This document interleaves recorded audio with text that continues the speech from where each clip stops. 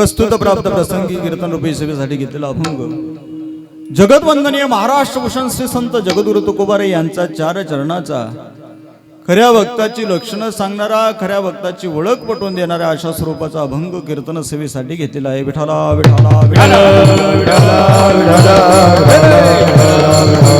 हो अभंग श्री संत जगद्गुरु तुकोबारांचा सज्जनन. या अभंगातून जगद्गुरु तुकोबाराय सुरुवातीला एक महत्वाचा शब्द वापरतात, तो म्हणजे चित्त. ज्याच्या चित्तामध्ये तीळ मात्र स्वार्थ नाही, कुठल्याही प्रकारची आस नाही. आस म्हणजे माझ्याकडे लक्ष द्या, आस म्हणजे अपेक्षा, आशा.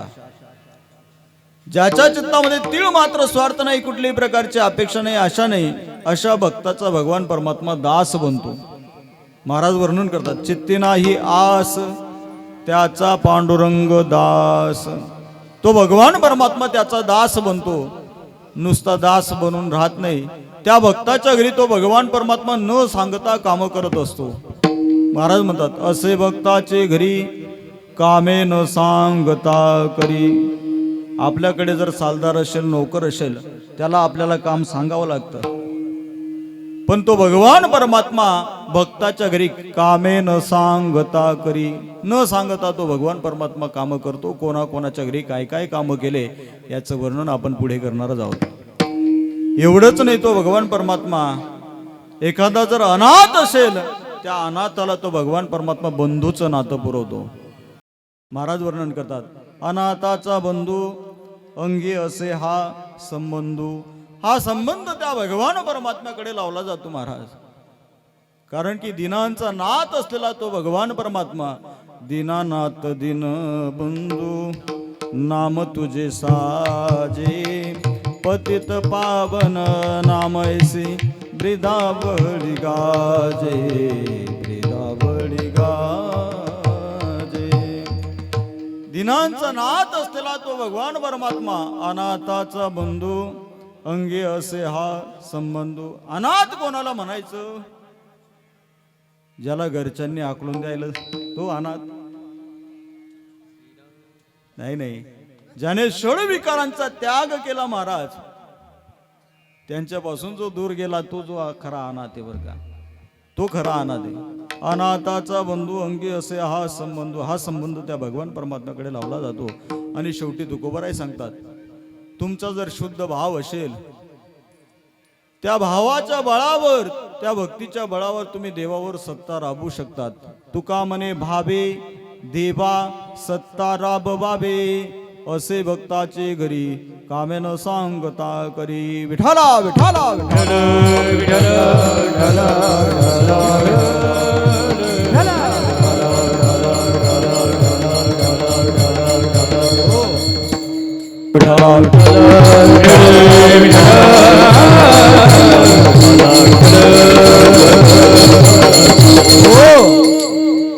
साईबाबांच्या या पवित्र पावन दरबारामध्ये चालत असलेला आपला हा अखंड हरिनाम सप्ताह, यातली ही 3ऱ्या दिवसाची कीर्तन सेवा अभंग जगद्गुरु तुकोबारायांचा घेतलाय. या अभंगातून जगद्गुरु तुकोबाराय आपल्याला खऱ्या भक्ताची ओळख पटवून देत आहेत. खरा जो भक्त आहे त्याच्या चित्तामध्ये कुठल्याही प्रकारची आस राहत नाही. महाराजांनी सुरुवातीला शब्द वापरला चित्ते, कारण की परमार्थ म्हटला की चित्ताची गरज आहे. दादा, परमार्थ म्हटला की चित्ताची गरज आहे. मग परमार्थिक कार्य कुठलंही असू द्या, तुम्ही भजन असू द्या, कीर्तन असू द्या, सत्संग असू द्या. आता तुम्ही एवढे सर्व मंडळी कीर्तनाला आलेत, आता इथे सुद्धा कशाची गरज आहे? चित्ताची. वर का तुम्ही एवढं झोपेचा त्याग करून इथपर्यंत आलात, इथे जर चित्त नसेल तर मी नाही सांगत, भरत महाराज नाही सांगत बरं का. महाराज वर्णन करतायत, जवळी नाही चित्त काय मांडेले प्रेत, चित्ती नाही नामे तरी ते व्यर्थ, चित्ती नाही नामे तरी ते व्यर्थ, चित्ती नाही नामे. अरे भाई ते व्यर्थ, चित्ती नाही नामे. त्रिवेणी संगमे नाना तीर्थ भ्रमे, हो हो चित्त नाही नामे तरी ते व्यर्थ, चित्त नाही नामी तरी ते व्यर्थ.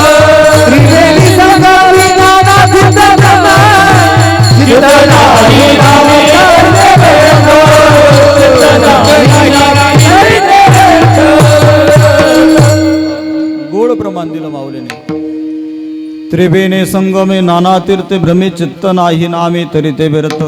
जर चित्त आपलं एकाग्र नसेल तरी ते व्यर्थ. म्हणून कीर्तनात आल्यानंतर सुद्धा चित्त महत्वाचं आहे दादा.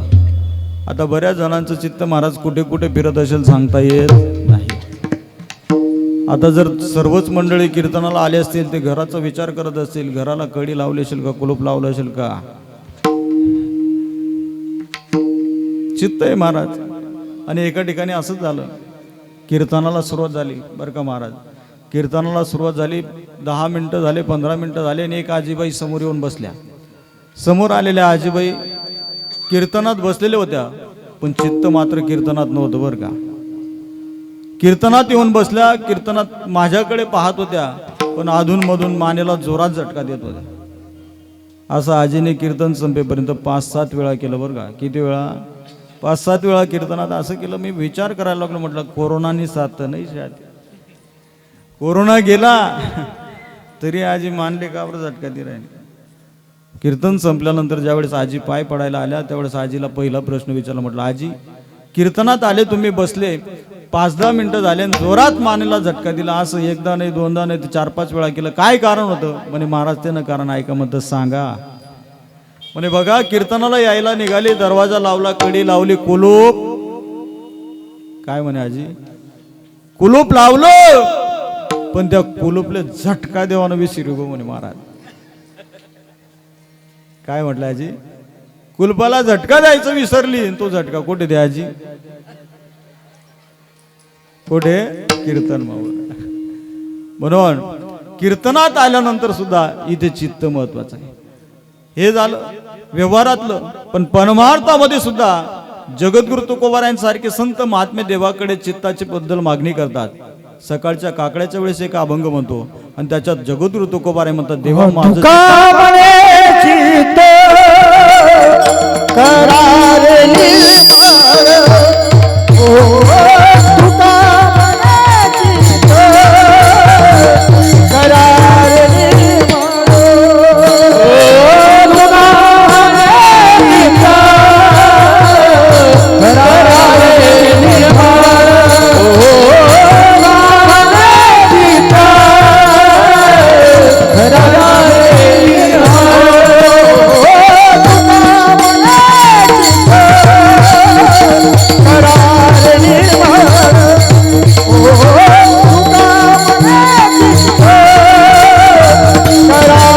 निर्मळ, आपला विषय चालू होता सकाळच्या काकड्याच्या वेळेस म्हणतात बरं का जगद्गुरु तुकोबा. हे काकड्यात नाही म्हणत, हे आहे प्रमाण महाराजांचं. काकड्याच्या वेळेस नाही. काकड्याच्या वेळेस काय म्हणतात जगद्गुरु तुकोबाराय? देवा माझं चित्त हे तुझ्या पायाजवळ राहू दे. माझे चित्त तुझे पायी राहो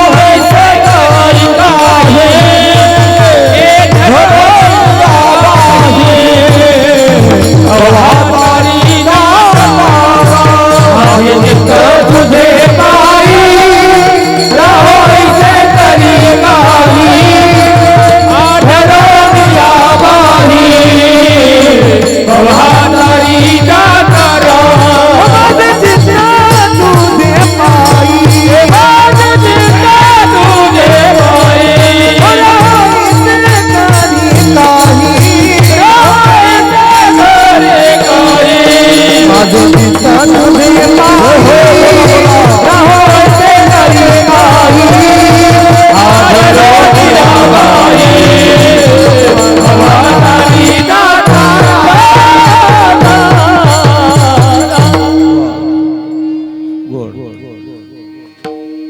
माझे चित्त तुझे पायी राहू ऐसे करी काही धरून या बाई भवा तारी दातारा.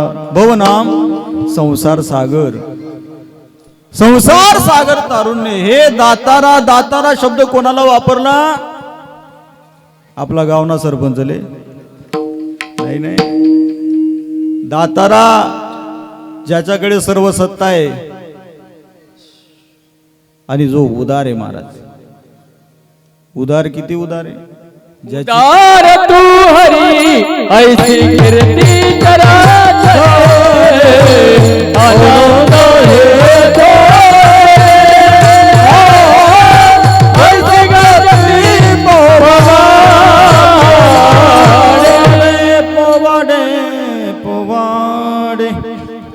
उदार तू हरी ऐसी कीर्ती जराचरी अनंत हे तुरी गरजता ती पवारे किंवा अनेक प्रमाण देता येतील महाराज. विठोबारी जाचे बाबूले समान ओ हो विठोबारी जाचे बाबूले समान तोचे कदारा शुरा दाता तोचे कदारा शुरा दाता ओ हो अनेक प्रमाणे तो भगवान परमात्मा दाता आहे दाता. बराच जणी फक्त बघ करणं दाता माहिती वर पण दानशूर जे असतं त्याला दाता म्हटलं जातं महाराज. तसा तो हे दातारा तुकोबाराय म्हणतात. पण माझं चित्त हे तुझ्या पायाजवळ राहू दे. चित्ताबद्दल चालला बरं का आपला विषय. चित्त मात्र महत्वाचं आहे. चित्ते तुझे पाय डोळा रूपाचे धान डोळा रूपाचे धान अखंड मुखी नाम तुमचे वर्णावे गुण अखंड मुखी नाम तुमचे वर्णावे गुण. चित्ते तुझे पाय डोळा रूपाचे ध्यान. चित्ताबद्दल महाराज अनेक ठिकाणी संत महात्मे मागणी करतायत. तसं जगद्गुरु तुकोबाराय म्हणतात परमार्थ करत असताना चित्त महत्वाचं आहे. आणि या चित्तामध्ये कुठल्याही प्रकारची आस नको. आस म्हणजे अपेक्षा आशा. आस म्हणजे अपेक्षा आशा. कारण की संसारिक जीव म्हटला की तुम्हा आपल्याच्या अपेक्षा वाढत जातात महाराज. संसारामध्ये अपेक्षा वाढत जातात. ज्याला 1 रुपया मिळाला त्याला 2 रुपये मिळण्याची अपेक्षा असते. ज्याला 5 रुपये मिळाले त्याला 10 रुपये मिळण्याची अपेक्षा असते. अपेक्षा संपत नाही. अपेक्षा वाढत राहतात महाराज. आता कीर्तनात सुद्धा आपल्या अपेक्षा वाढत जातात. ज्याने 1 प्रमाण दिलं त्याला असं वाटतं आपण अजून 2-4 दी टाकू काय. अपेक्षा वाढत जातात हो. अपेक्षा कमी होत नाही आणि वाढल्या पाहिजेत त्या बरं का. संसारामध्ये सुद्धा तसंच चालू आहे हो. संसारातल्या अपेक्षा संपत नाही बरं का माऊली. संसारातल्या सुद्धा अपेक्षा वाढत राहतात. तुमच्या लक्षात येण्यासाठी एक दृष्टांत सांगतो. जरा भजन करा. विठाला विठाला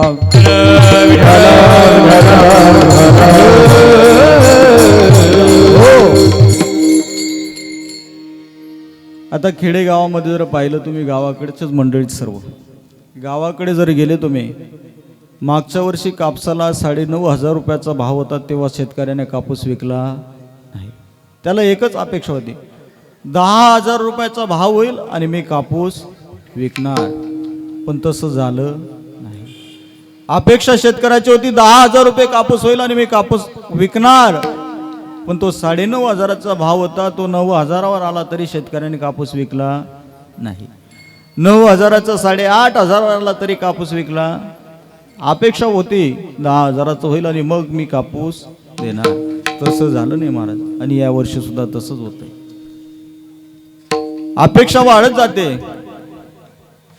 व्यवहारातला दृष्टांत सांगतो. आमच्या 40 गावला एका व्यक्तीला नारळ घ्यायचं होतं. नारळ काय जागे आहेत ना तुम्ही. नारळ घ्यायचं होतं नारळ. आणि नारळ घेण्यासाठी तो दुकानावर गेला.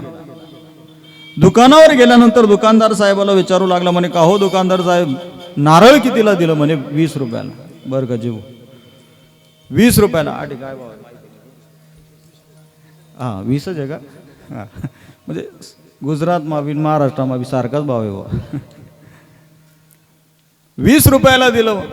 म्हणे काही कमी होणार नाहीत का. म्हणे 1 रुपया कमी होणार नाही. तो म्हणे 40गावमध्ये जर 20ला मिळतंय मग इथून नाशिकला जर गेलो तर कमी मध्ये मिळेल. मग तो 40 जाऊन बसला डायरेक्ट नाशिकला गेल्यानंतर तिथे मोठ्या दुकानावर गेला आणि दुकानदाराला विचारू लागला म्हणे का हो दुकानदार नारळ कितीला दिलं. म्हणे भाऊ 18 रुपयाला दिलं. म्हणे 40 जाऊन आलो इथपर्यंत नाशिकला तुम्ही बघ 2 रुपये कमी करतायत. म्हणे तुम्ही कुठेही फिरा याच्यापेक्षा कमी होणार नाही. म्हणे तो विचार करू लागला मनामध्ये. तो म्हणे इथे नाशिकला जर 8 रुपयाला मिळतं, इथून पुण्याला जर गेलो तर कमीमध्ये मिळेल. अपेक्षा सांगतो बरं का, अपेक्षा वाढत गेली त्याची. तो नाशिकहून बसला, डायरेक्ट पुण्याला गेला. ते काही जण मन विचार करायला असतील, महाराज तो 40गावतून नाशिक गया, नाशिकतून पुण्याला गया, त्याला भाडं लागणं नसेल. तो महाराष्ट्रातला होता बरं, तो गुजरातमधला नाही होता. महाराष्ट्रामध्ये 75 वर्षाच्या पुढे एसटी फुकट, कितला बी बरा. मग तिकीट पैसे विचारायचं काम नाही, फक्त आधार कार्ड दाखवा, बाबा कुठे जावा नाही. तसं तो 75 वर्षाचा पुढचा म्हातारा होता, त्याने तिकिटाचा विचारच केला नाही महाराज, पैशांचा. तो पुण्याला गेला. पुण्याला मोठ्या दुकानावर भाव विचारतो. म्हणे का हो नारळ किती झालेलं? म्हणे बाबा 17 रुपयाला दिलं. म्हणे कमी होणार नाहीत का? म्हणे 1 रुपया सुद्धा कमी होणार नाही. मग तो मनामध्ये विचार करायचा, इथून पुण्याला आलो आपण, आता इथून मुंबईला जाऊ. म्हणे पुण्याहून डायरेक्ट मुंबई, टाइम कमी असल्यामुळे तो लगेच मुंबईला भिड घ्या. मुंबईला गेल्यानंतर तो म्हणे आता दुकानावर जायचं नाही, दुकानावर जायचं नाही. मग म्हणे समुद्राना काठले जाऊ. समुद्राजवळ गेला. समुद्राच्या काठाला नारळाचे झाडच झाडं होते. त्या नारळाच्या झाडांकडे पाहायचा आणि तो खुश व्हायचा. तो म्हणे आठे भाव विचारानं काम. नारळना झाडवर चढानं, नारळ तोडानं, पोतं भरानं, डायरेक्ट कुठे? सुरत, 40गाव. तो म्हटला नारळाच्या झाडावर चढायचंय, पण नारळ झाडावर चढणं एवढं सोपं. पण तो बी बकऱ्या चारे बरं, तरही होता बकऱ्या चारे. त्यांना म्हणे तुरू तुरू तुरू तुरू तवय नारळना झाडावर चढली गेला. नारळना झाडावर तर चढला. नारळ त्याने हातात पकडलं, पण नारळना झाडले ज्या पायला आलो त्या सुटी घ्या. त्यानं तो नारळ्या जातं गे लटकते रे नारे. मग तो विचार करे म्हणे भाऊ आठवून जर हात सुटणार. राम बोलो बाई. मग तो विचार करू लागला, आता कोणीतरी आपल्याला वाचवलं पाहिजे म्हणून इकडे तिकडे पाहत होता. इकडे तिकडे पाहता पाहता त्याला एक जण उंटावर बसून येणारा दिसला. आणि उंटावर बसून एक जण येत होता, आणि त्याने त्या उंटवाल्याकडे पाहिलं नाही. याला आनंद झाला. कोणाला? जो नारायणा जाळले लटकेला होतो. तो म्हणे आता हो आपले वाचाडी. म्हणून त्याने त्याला हाक मारली, ओ उंटवाले दादा इकडे या म्हणे. तो उंटवाला तिथे गेला. म्हणे का हो बाबा काय काम आहे? म्हणे तुला दिकी नाही राहिना का? अरे मी इथे लटकलोय, मला सोडव. तो म्हणे बाबा सोडावसू, पण मला पैसा कितला दिसी ते सांग. त्याशिवाय व्यवहार नाही महाराज, त्याच्याशिवाय व्यवहार होत नाही. तो म्हणे मी तुला काले उतरावसू, पण मला कितला दिसी ते सांग पहिले. तो म्हातारा मन विचार करे. तो म्हणे आठवून जर आज सुटी घ्या, मरी गऊ तर संगे काही येणार. किती कमवलंय आपण, पण सोबत काही येणार. येले देल परवडतील म्हणे. मग तो उंटवाला विचारायचा बाबा किती देणार? बाबा म्हणे भाऊ तुला 20,000 रुपये दिसू. कितला? कोण जेले 20 रुपयांना नारळ 40गाव मग महाग वाट राहील. तो तिथे किती द्यायला तयार झाला? 20,000 द्यायला तयार झाला. उंटवालाने नुसता 20,000 ना आकडा ऐका, लगेच गरकणी उंट लय होणं. उंट उभं केलं. उंटाचा मालक उंटावरती उभा राहिला. म्हातारांना पायातले हात पुरे नाहीत म्हणून त्याने उडी मारी. थोडीशी उडी मारता बरोबर उंटले असं वाटणं म्हणा मालक उतरी घ्या, ते पुढे निघे. आऊ त्याला लटकी घ्या. आऊ जवळ लटकणार तो वरला दुःख व्हायला पाहिजे ना. तो म्हणे बरं जाय आऊ बी लटकी घ्या. संसारामध्ये असंच चालू आहे महाराज. संसारात असंच चालू आहे. आपल्याला दुःख झालं ना, दुसऱ्याला झालं की मग आपल्याला बरं वाटतं. गणपतीच्या बेंबीत गारगार वारा, तसं सगळ्यांना ठणका बसला पाहिजे.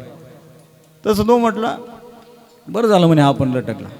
मग हा खालचा जो उंटवाला होता तो म्हणे येणे जर आज सोडदी ना आपलं कंबर मुळाशिवाय राहणार. येणार 20,000 फायदेशीर पडणार नाही.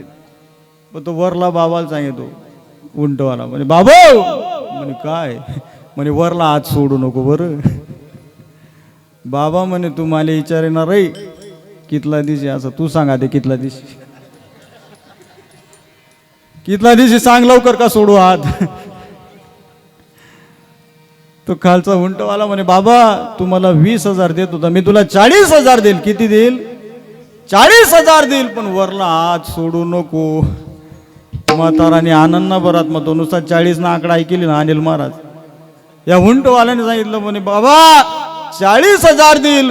वरला बाबाने आनंद भरात मग दोन्ही हात सोडती ना असं आदळायला पाहिजे म्हणजे कंबर मोडायला पाहिजे. दोघांचं कंबर मोडलं. तिथून गाडी केली डायरेक्ट 40 जाऊ. मग 40 जावले एक ॲक्सिडेंट हॉस्पिटलमध्ये ॲडमिट करत तेचले. मग आपलं भजनी मंडळ सर्व मंडळी प्रेमळ तेचले असं वाटे आपला बाबा कधी मधी कीर्तन ऐकायला येऊ चला त्याला देखाल जाऊ म्हणे. पण देखाल जाताना रिकामा हाती जावानं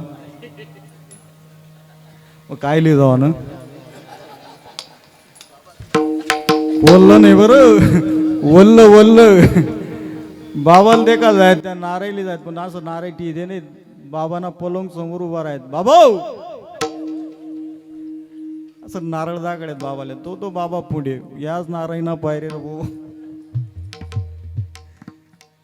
अपेक्षा वाढत गेली. 20 रुपयाचं नारळ गावात मिळत होतं पण अपेक्षा वाढत गेली. वाढता वाढता एवढी वाढली की ती दुःखाला कारणीभूत ठरली. महाराज दुःखाला कारणीभूत ठरली. आशा ये परमम दुःखम नैराशम परमम सुखम असं सांगितलं जातं. अपेक्षा ही दुःखाला कारणीभूत आहे. म्हणून तुकोबाराय सुद्धा सांगतात सर्व सुखाची आशा जन्म गेला. सर्व सुखाची आशा जन्म गेला. क्षणायक मुक्ती अज्ञानाई गेला. क्षणायक मुक्ती अज्ञानाई गेला. विरता दिशा शिन पावला. विरता दिशा शिन पावला. माया व्यसनेला जीव माझा माझे सोयी नाही कोणी. माझे सोयी नाही कोणी. हो माया वेला जीव माझा. माझे सोयीत नाही कोणी. माझे सोयीत नाही कोणी. सर्व सुखाची आशा जन्म गेला. क्षणायक मुक्ती अज्ञानाई गेला. विरत दिशा शिन पावला. माया वेशीला जीव माझा. सर्व सुखाची आशा जन्म गेला. क्षणामुक्ती अज्ञानाई गेला. विरत दिशा शिन पावला. माया वेशीला जीव माझा. सर्व सुखाची आशा जन्म गेला. सर्व सुखाच्या आशेवर जन्म चालला जातो महाराज. कारण की संसारामध्ये सुद्धा प्रत्येकाला अपेक्षा आहे. कशाची? संसारिक जीव म्हटला की प्रत्येकाला अपेक्षा आहे. कोणती? सुखाची. बर का प्रत्येकाला असं वाटतं आपल्याला सुख मिळालं पाहिजे. का असं म्हटलं असं वाटत एखाद्याला की मला दुःख पाहिजे हो. सगळ्यांना सुखाची अपेक्षा आहे महाराज. पण नेमका आपला मार्ग चुकून झाला. आपण ज्याच्यामध्ये सुख शोधण्याचा प्रयत्न करतो तो मुळात दुःख रूप आहे. त्याचे अनेक ठिकाणी वर्णन आले तर आपल्याला सांगून वेळ घ्यायचा नाही. संसार दुःख मूळ चहूकडे गळ विश्रांती नाही कोठे रात्र दिवस तळमळ हा काम क्रोध लोभ शोणे पाठी लागले ओढाळ कवनामे शरण जावो दृष्टी देईल निर्मळ धर्म जागो सदैवाचा देवा परोपकारी बोला. धर्म जागो दैवाचा देवा परोपकारी. आंधळ्याला दृष्टी देवो त्याचे नाव विभूतारी. आंधळ्याला दृष्टी देतो त्याचे नाव विभूतारी.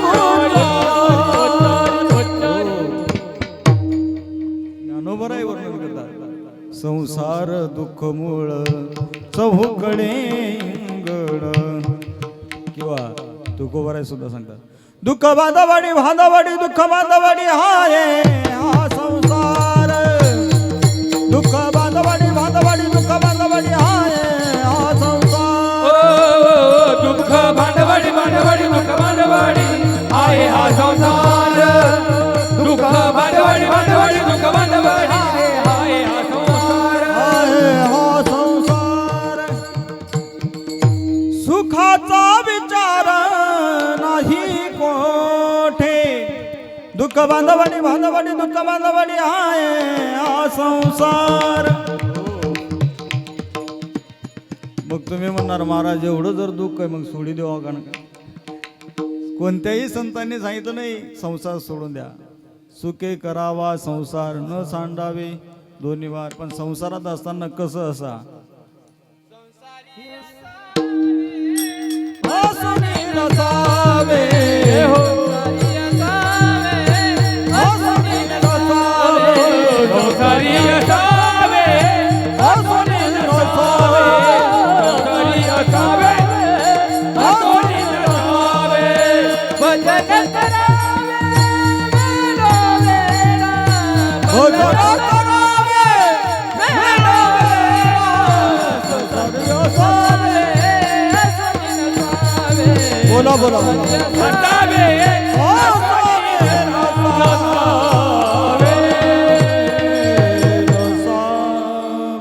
गोड प्रमाण दिलं आमच्या महाराजांनी, वासुदेव महाराजांनी. संसारी असावे असोनी नसावे नसावे असोनी असोनी नसावे. भजन करावे कधीतरी. असं आहे का? भजन करावे वेळोवेळा. म्हणून त्या देवाचं भजन केलं पाहिजे महाराज. संसारात राहा पण त्या देवाला कधी विसरू नका. ज्याने अनमोल असं या संजू महाराज विठाला विठाला विठाला. हो, ज्या देवाने अनमोल असं शरीर दिलं त्याचं भजन चुकू नका. अनमोल असं शरीर देवाने दिलं महाराज. किती सुंदर देवाने आपला हे नरदेह दिला. कितना प्यारा तुझे भगवान ने बनाया. देवाने बनवलं महाराज. किती सुंदर बनवलं. एवढा सुंदर बनवला देवाने. पण तरी सुद्धा आपण सुंदर बनीशीन सुद्धा अजून सुंदर बनायला जातच. बरं कुठे कोणतं पार्लर मध्ये असेल ब्युटी पार्लर. इकडून काया माणूस टाका का तिकडून गोरा माणूस बाहेर आहे. बराच मायबापेच ओळखू येत आपला शेत का बुवा. इथला बदल होईल. पार्लर आहे महाराज ते. पण देवाने आपल्याला ऑलरेडी सुंदर बनवलं. जन्माला घालत असताना सुंदर बनवलं. एवढं सुंदर कोणालाच बनवलं नाही देवाने. एवढं मानवाला बनवलं. कशासाठी? तर देवाला एकच अपेक्षा होती की हा माझं भजन करेल म्हणून. म्हणून सुंदर असा नरदेह दिला. आणि ज्याने आपल्याला एवढं सुंदर बनवलं दादा, तो बनवणारा भगवान परमात्मा सुद्धा खूप सुंदर आहे बरं. नाम तुम्हारा तारनहारा अवतीरा. नाम तुम्हारा तारनहारा कब तेरा दर्शन होगा. जिसकी रचना इतनी सुंदर ओ कितना सुंदर होगा. ओ कितना सुंदर होगा. नाम तुम्हारा नाम तुम्हारा तारनहारा कब तेरा दर्शन होगा. जिसकी रचना इतनी सुंदर वो कितना सुंदर होगा. वो कितना सुंदर होगा. वो कितना सुंदर होगा. नाम तुम्हारा तारनहारा हो.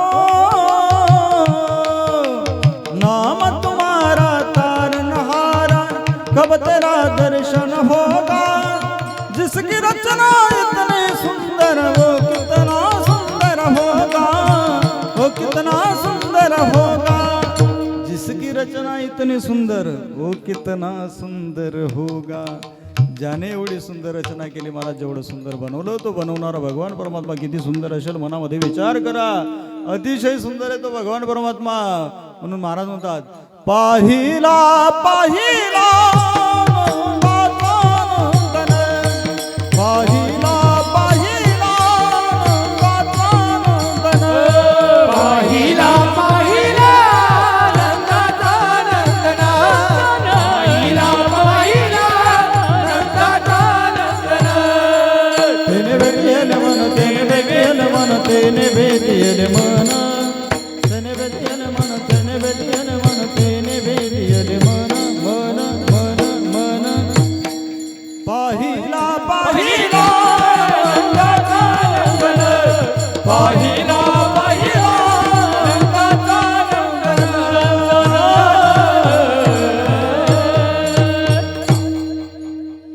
महाराज म्हणतात, पाहिल्याबरोबर तो भगवान परमात्मा मन वेधून घेतो, एवढा सुंदर आहे. पाहिला पाहिला नंदाचा नंदन, तिने वेधेल मन, मन वेधून घेतो तो भगवान परमात्मा, एवढा सुंदर आहे. सावळा देखिला नंदाचा, देखिला नंदाचा, तेने आनंदाचा पुराला, तेने आनंदाचा पुराला. सावळा देखिला नंदाचा, देखिला आनंदाचा, तेने आनंदाचा पूर आला. एवढा तो भगवान परमात्मा सुंदर आहे महाराज. राजस सुकुमार मदनाचा पुतळा, रवी शशिकळा लोपलिया. चंद्राचं तेज, सूर्याचं तेज, ज्याच्या तेजा पुढे भिक पडावं, एवढा तो भगवान परमात्मा सुंदर आहे. त्याने आपल्याला सुंदर बनवलं कशासाठी? त्याचं भजन करण्यासाठी. विठाला विठाला विठाला हो, तेच तुकोबाराय सांगतात, ज्याच्या चित्तामध्ये तीळ मात्र स्वार्थ नाही, कुठल्याही प्रकारची आस नाही. महाराज, ज्याच्या चित्तामध्ये तीळ मात्र स्वार्थ नाही, कुठलीही आस नाही, त्याचा फायदा काय? महाराज त्याचा फायदा सांगतात अभंगाच्या प्रथम चरणात. चित्ती नाही आस, चित्ती नाही आस, चित्ती नाही आस, चित्ती नाही आस, चित्ती नाही आस, चित्ती नाही आस. आई विजयसले आवडत तेचले बरं का जुगू. ज्यांना गायनातलं कळतं तेचले असं वाटत महाराज अजून गायन करायला पाहिजे, अजून म्हटलं पाहिजे. पण जेथले त्यांमधलं काही समजून द्या, असं रागी रागी देखतात आपल्याकडे. त्यामध्ये असा का बरं कोकही राहणार. येसले का पनीरनी भाजी जास्त घ्या, शेपू पालक, बारी बजेट होता. पण ज्यांना गायनातलं कळतं महाराज, त्यांना असं वाटतं यांनी अजून गायन केलं पाहिजे, अजून म्हटलं पाहिजे. किती गोड आवाज आहे महाराजांचा. सर्वच महाराज मंडळी, महाराज आज खूप योगायोग आहे बरं का, मस्त सुंदर योग आला. सर्वच महाराज मंडळी अतिशय गोड आवाज आहे. असं वाटतं यांचं गायन ऐकतच राहावं, एवढा मधुर आवाज आहे, गोड आवाज. संगीत ईश्वर की शक्ति, हर स्वर में बसे राम, रागी जो सुनाए रागिनी, तो रोगी को मिले आराम.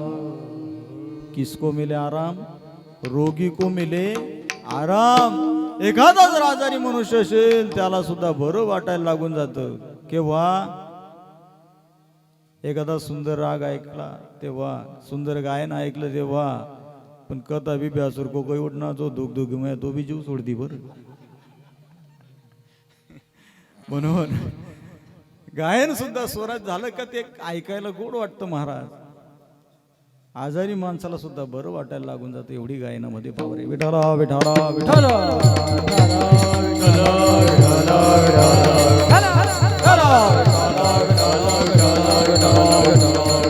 हो. या गायनाबद्दल एकदा असं झालं, पूर्वीचा काळ वाहनांची तेवढी सुविधा नव्हती. एक आळंदीचा गायक चांगला संगीत विशारद झालेला, त्याला गावाकडे भजनासाठी जायचं होतं. तालुक्याच्या गावापर्यंत गाडी होती, पण तिथून खेड्यावर जायला गाडी नव्हती. तो तालुक्याच्या गावापर्यंत पोहोचला, संध्याकाळपर्यंत पोहोचला, पण संध्याकाळनंतर त्याला खेड्यावर जायला गाडी नव्हती. मग तो म्हणे आडून ते पायी पायी जाणं पडेल. पायी जायला निघाला. तो गायकच, त्याला गायनाची आवड मनामध्ये गुणगुणत होता, गात जात होता. आणि काही लोक खात होतात. काय मक्काना कणसी भुजीशिनी. काही जण भुईमुंगण्या शेंगाची बट्टी लायल होती. उन्हाळ्यानं दिवस होता. त्या 4-5 शेतकरी जमलेले होते.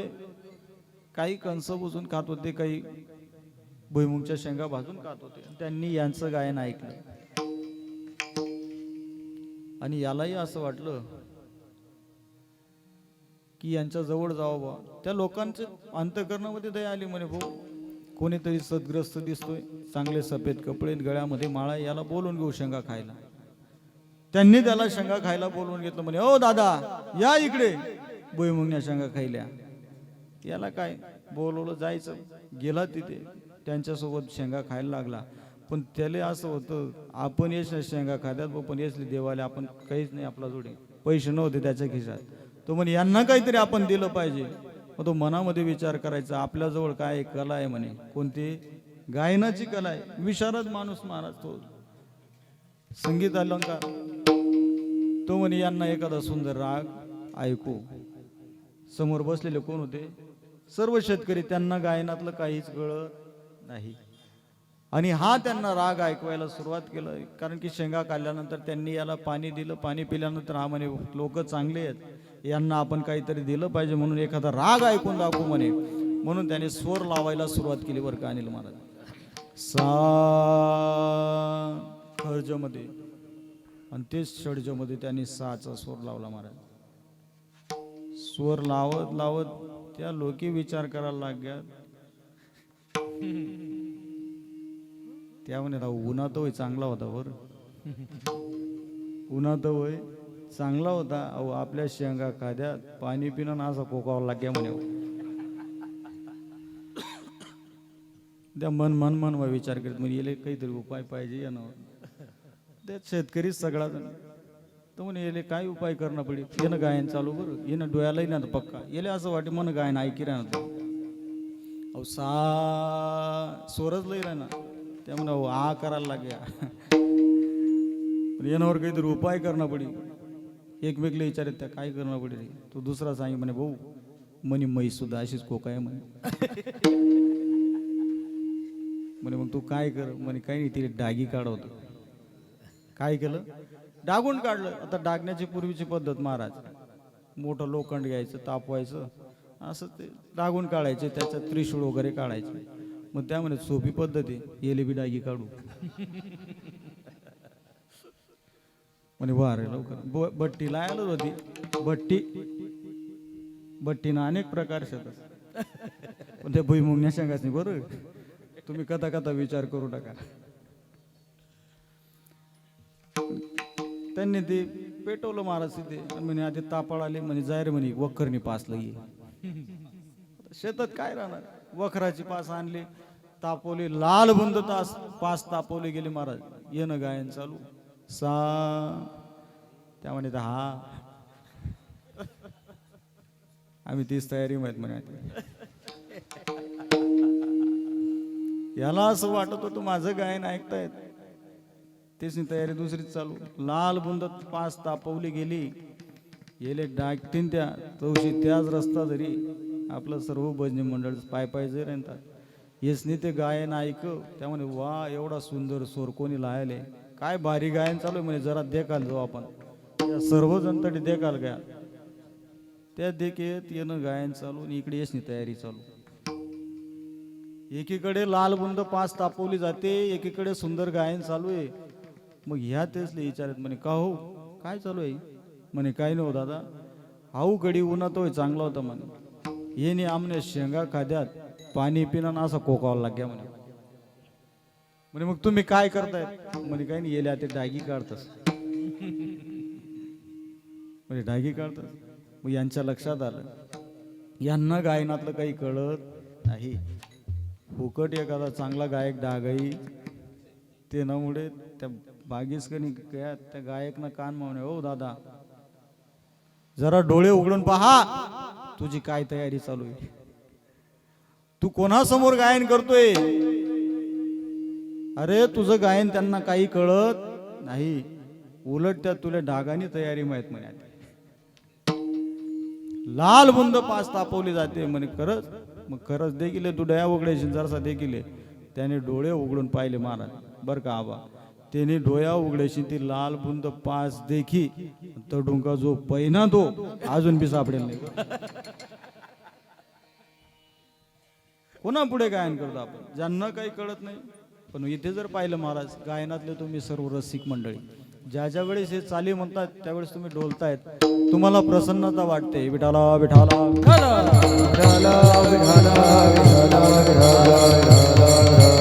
हो महाराज म्हणतात ज्याच्या चित्तामध्ये तीळ मात्र स्वार्थ नाही कुठल्याही प्रकारचे आस नाही त्याचा भगवान परमात्मा दास म्हणतो. त्याचा पांडुरंग दास कोणाचाही दास बनत नाही बरं का.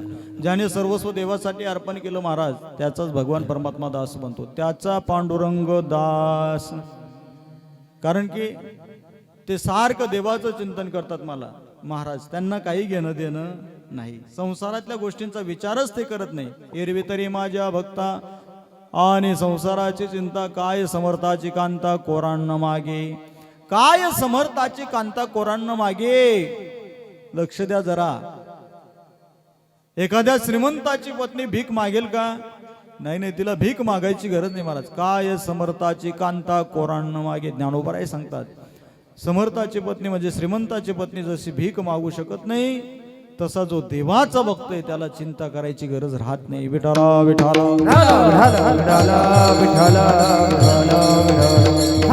हो म्हणून संत महात्मे सारखं त्या देवाचं चिंतन करतात महाराज. ते आशापाशामध्ये गुंतत नाही. चित्ते नाही आस याच्यावर बोलणं चालू आहे बरं का आपलं.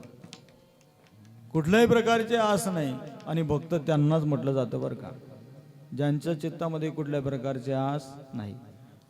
भक्त ऐसे जाना देहि उदास. भक्त ऐसे जाना देहि उदास.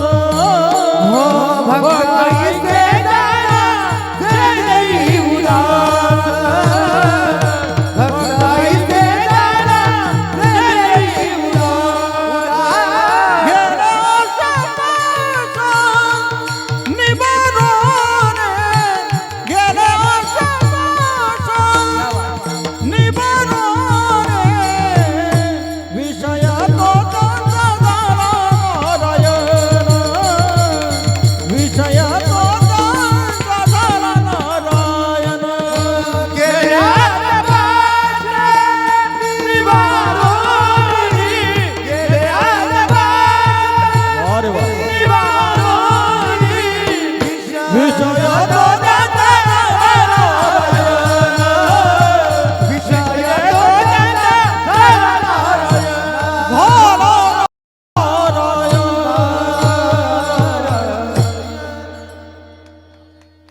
भक्त ऐसे जाना जे देही उदास. जे देही उदास गेले आशापास निवारून आशापासातून ते मुक्त झालेले आहेत.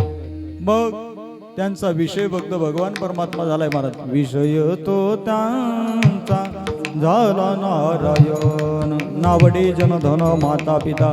त्यांना जन आवडत नाही धन आवडत नाही माता पिता आवडत नाही. सारखं देवाचं चिंतन करतात महाराज. देवासाठी सर्वस्व अर्पण करणं महत्वाचं हो. म्हणून संत महात्म्यांनी सर्वस्व देवाला अर्पण केलेलं. सारखं देवाचं चिंतन करणं. कारण की आपण सुद्धा ज्यावेळेस दुःख असतं तेव्हा फक्त देवाचं आठवतो. दुःख संपलं की देवाला विसरून जातो. जन्माला येताना सुद्धा ज्यावेळेस दुःख होतं त्या देवाला आपण विनंती करतो, देवा फक्त एकदा या दुःखातून वेगळं कर, मी तुझं चिंतन करेल. एक वेळ कारी या दुःखा वेगळे, एक वेळ कारी या दुःखा वेगळे, एक वेळ कारी या दुःखा वेगळे, एक वेळ कारी या दुःखा वेगळे. दुरितांचे जाळे उगावणे, दुरितांचे जाळे उगावणे, आठवे उगावणे, दुरितांचे होय, आठवीन पाय आम्हाला नवस, आठवीन पाय आम्हाला नवस, आठवीन पाय आम्हाला नवस, आठवीन पाय आम्हाला नवस. ज्याने सर्वस्व देवाला अर्पण केलं महाराज, ज्यावेळेस गर्भामध्ये दुःख राहतं त्यावेळेस देवाला विनंती करतो, एकदा फक्त या दुःखातून वेगळं कर, मी तुझं भजन करेल. पण तसं होत नाही. फक्त जन्माला येईपर्यंत तो विनंती कर. जन्माला आल्यानंतर देवाला विसरून देव कोण ना आपण कोण? महाराज अंगात आला ताप, देव माझा अंगातला गेला ताप, आई तुम्ही म्हणा. अंगातला ताप गेल्यानंतर महाराज तसे पण संत महात्मे त्या देवाचं चिंतन करतात. एवढंच नाही, तो भगवान परमात्मा त्यांनाही कधी विसरत नाही.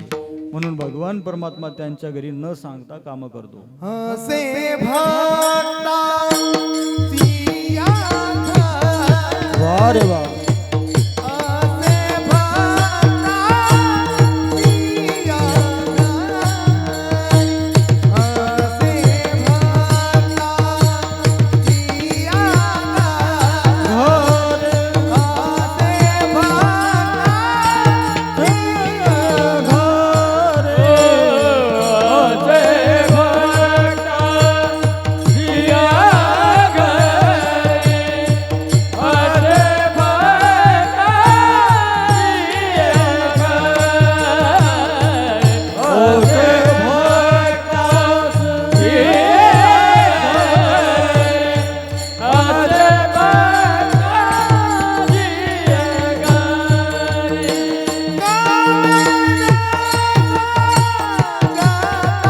वा रे वा.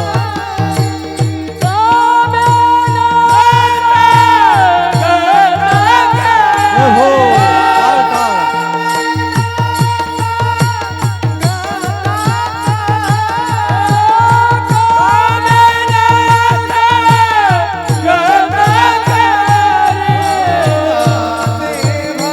बोला बोला.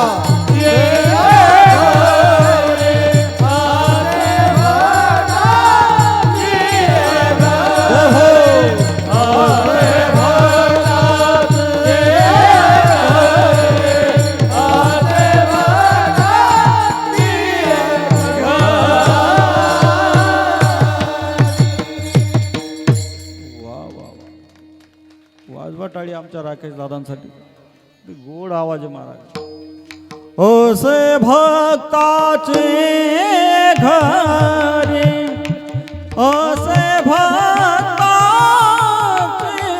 घरी, ओसे भक्ता कामेना सांगता करी, असे भक्ता आनंद आहे.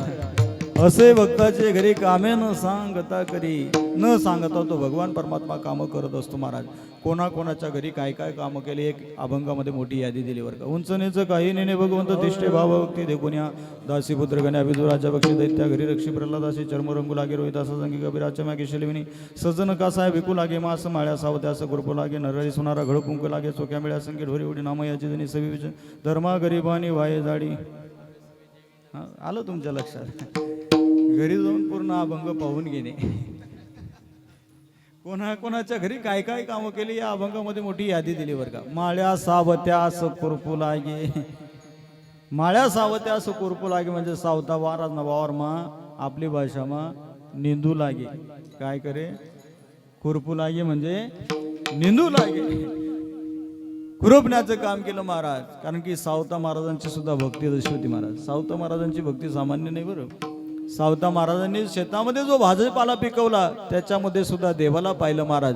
कांदा मुळा भाजे, कांदा मुळा भाजे, कांदा मुळा भाजे, कांदा मुळा भाजे, अवघी विठाई माझी, अवघी विठाई माझी, अवघी विठाई माझी, अवघी विठाई माझी. कांदा मुळा भाजी, कांदा मुळा भाजी, ओ कांदा मुळा भाजी, कांदा मुळा भाजी, अवघी विठाई माझी, अवघी विठाई माझी, अवघी विठाई माझी, अवघी विठाई. लसूण मिराची कोथिंबीर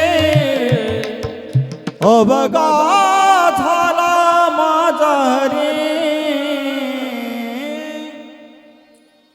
कांदा मुळा भाजी, कांदा मुळा भाजी, कांदा मुळा भाजी अवघी विठावी माझी. म्हणून कांद्यात सुद्धा सावता महाराजांनी देव पाहिला म्हणत. आपल्याला देवळात जाऊन देव दिसत नाही म्हणणार तुम्ही. देवळात गेल्यानंतर तरी देव दिसला पाहिजे महाराज. सावता महाराजांनी कांद्यामध्ये देव पाहिला. कोणाला? कुठे? कांद्यात. म्हणून कांदाना भाव वाढी जातच कधी कधी. मुळ्यामध्ये, कोथंबीरीमध्ये ऊस गाजर रताळू अबगा झाला से गोपाळू. कांदा मुळा भाजी, कांदा मुळा भाजी. हो, सर्व संत महात्म्यांनी देवाची भक्ती केली महाराज. म्हणून तो भगवान परमात्मा त्या संतांच्या घरी कामे न सांगता करी. एवढंच नाही, एखादा जर अनाथ असेल त्याला भगवान परमात्मा बंधूचं नातं पुरवतो. अभंगाचं अनाथाचा बंधू, अनाथाचा बंधू, वारे वा. अनाथाचा बंधू, अनाथाचा बंधू, अनाथाचा बंधू, अनाथाचा बंधू, बंधू अनाथाचा बंधू, अनाथाचा बंधू, अनाथाचा बंधू, अनाथाचा बंधू, अनाथाचा बंधू, अनाथाचा बंधू.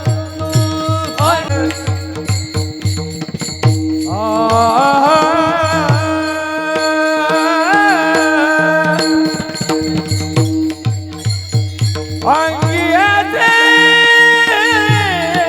संबंधू, अंगियाचे हा संबंधू, संबंधू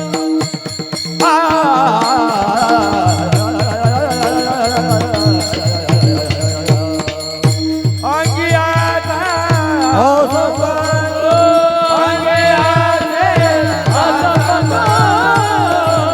असे भक्ताची असे भक्ताची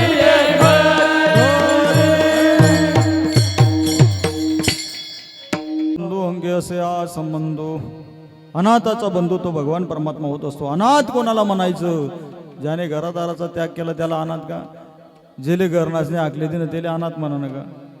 काही काही वैतागी निघतातच घर, ते अनाथ का? नाही नाही. आणि बऱ्याच वेळा संध्याकाळच्या 5च्या नंतर काही लोक अनाथ होतात. संध्याकाळना 5 नंतर अनाथ होई जातात. त्याचं भान राहत नाही. आपण गटारमा पडेल का रस्त्यावर पडेल बा.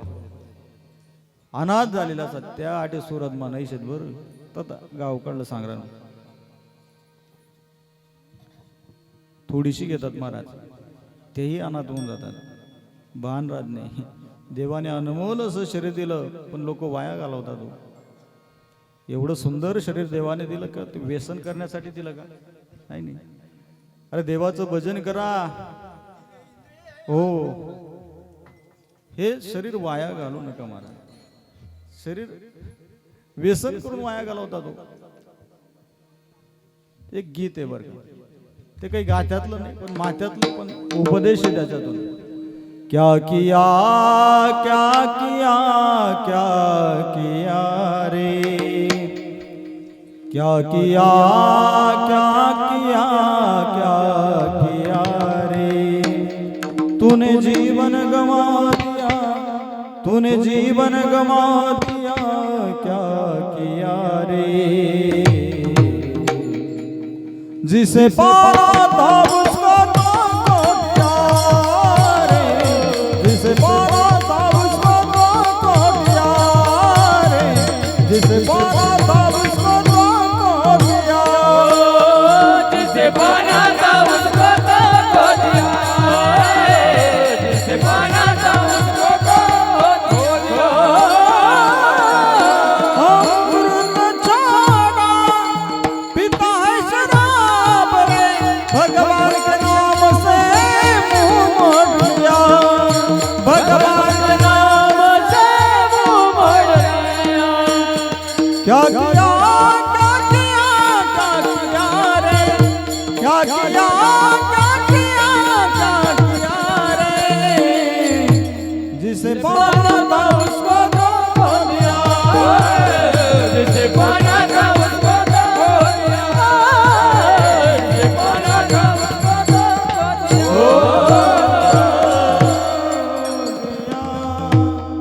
जिसे पाना था उसको तो हो दिया. म्हणजे ज्याला तुला प्राप्त करायचं त्यालाच विसरून गेला महाराज. अमृत छोड़ा पिता है शराब रे, भगवान के नाम से मुंह मोड़ लिया. अमृताहून गोड असलेलं देवाचं नाम तू घेत नाही, पण जे पिऊ नको ते पितो, जे खाऊ नाही ते खातो, जडे जाऊ नाही तडे जा, आठे बोलावतस तरी येत नाही. इथे आग्रह करून सन्मानाने बोलवलं जातं महाराज, पण जिथे लाता मारल्या जातात तरी लोक म्हणतात आमना उद्धार होईल. कुठे नाचान पाहायला जातात तमाशाच्या ठिकाणी.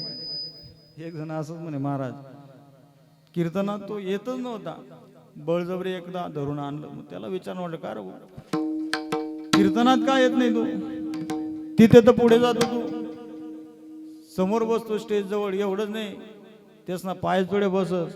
म्हणे महाराज खरं सांगू का, म्हणतं सांग. म्हणे जर त्या नाचता नाचता त्या नाच्यानं पाय जर मार लागला तर मना उद्धार होईल, मग मना जर लागल्या तर का तुका नरकाम चालले जाशी काय. असा प्रकारे महाराज जिथे जाऊ नये तिथे जातात, जे खाऊ नये ते खातात, जे पिऊ नये ते पितात, पण व्यसन करू नका दादा.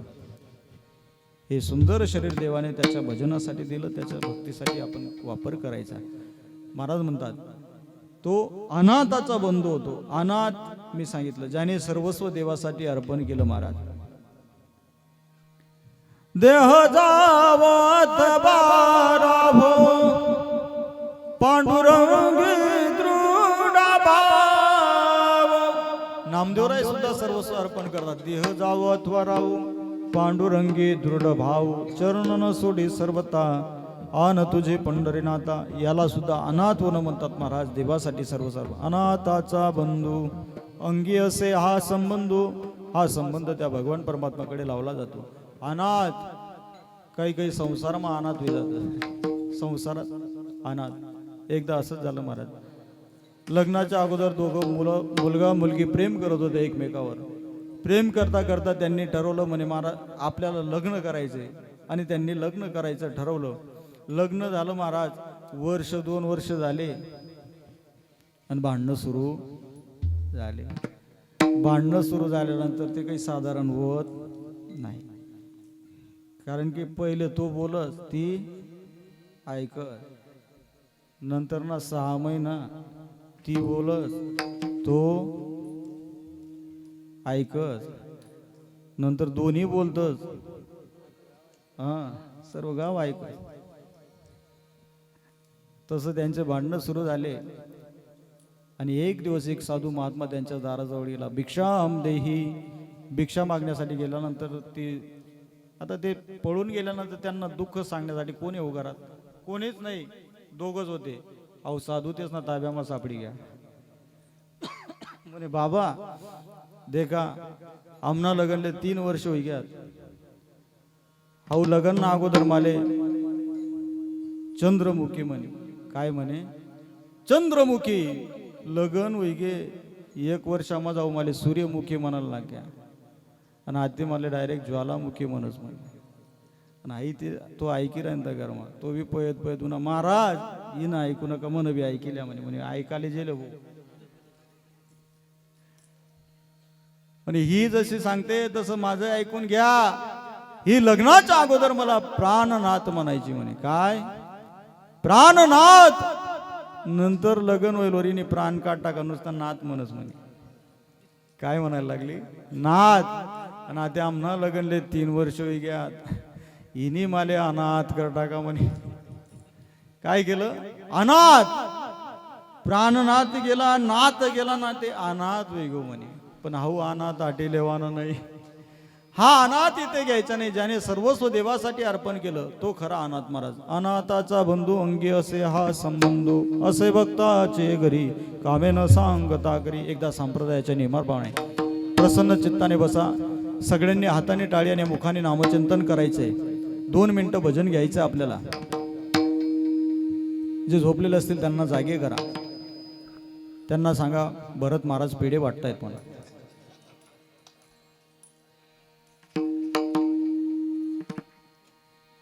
खरंच आनंद आहे महाराज. सुरत नगरीमध्ये एवढा मोठा समाज आणि अगदी प्रसन्न चित्ताने कीर्तन तुम्ही श्रवण करता. आनंद वेगळाच आहे बरं का. 2 मिनिटं भजन घ्यायचंय. अगदी मनापासून त्या देवाचं भजन करायचंय. टाळी वाजवून त्या देवाला मनामध्ये आठवायचे. जणू काही आपण पांडुरंगाच्या मूर्तीसमोर बसलोय पंढरपूरला. आणि विठोबा रुक्मिणी भजन तुम्हाला करायचंय बरं का. करा हात वरती करा.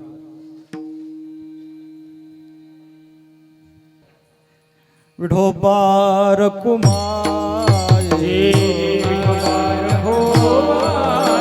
विठोबा रखुमाये. टाळी टाळी एक साथ. विठोबा रखुमाये विठोबा